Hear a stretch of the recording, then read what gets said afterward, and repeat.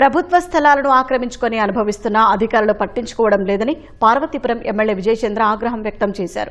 మన్యం జిల్లా అడ్డాపుశీల పంచాయతీ పరిధిలో ప్రధాన రహదారి వెంట ఆక్రమణకు గురైన ప్రభుత్వ స్థలాన్ని ఆయన పరిశీలించారు. రెవెన్యూ అధికారులకు ఎన్నిసార్లు చెప్పినా పట్టించుకోవడం లేదని ఎమ్మెల్యే ఆరోపించారు. ప్రభుత్వ స్థలాలను ప్రైవేటు వ్యక్తులు లీజుకు ఇస్తుంటే పట్టించుకోరా అని ప్రశ్నించారు. కరెంటు మీటర్ మంజూరు చేసిన విద్యుత్ శాఖ అధికారులకు ఫోన్ చేసి నిలదీశారు. ఇది 3.5 ఎకరాలు. ఈ స్థలాన్ని గత 2 సంవత్సరాల నుంచి బంటు దాస్ అనే వ్యక్తి ఆక్రమించుకొని ఇటుకల బట్టి కోసం ఇవ్వడం జరిగింది.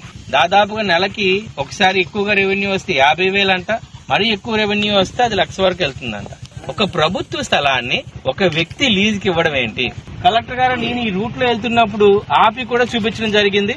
ఇప్పటికీ చెప్పి దాదాపుగా 3 నెలలు అయింది. ప్రిన్సిపల్ సెక్రటరీ రెవెన్యూ మేడం గారికి కూడా చెప్పడం, ఆమెకు కూడా పర్సనల్ గా మెసేజ్ కూడా పెట్టడం జరిగింది. ఇదే సంబంధించి నాకు తెలిసి రాష్ట్రంలో మరి ఏ జిల్లాలో జరగలేనంత రెవెన్యూ అక్రమాలు మన దగ్గర జరిగాయి. దాన్ని సరిచేయాల్సిన బాధ్యత కూటమి ప్రభుత్వమే ఉంది.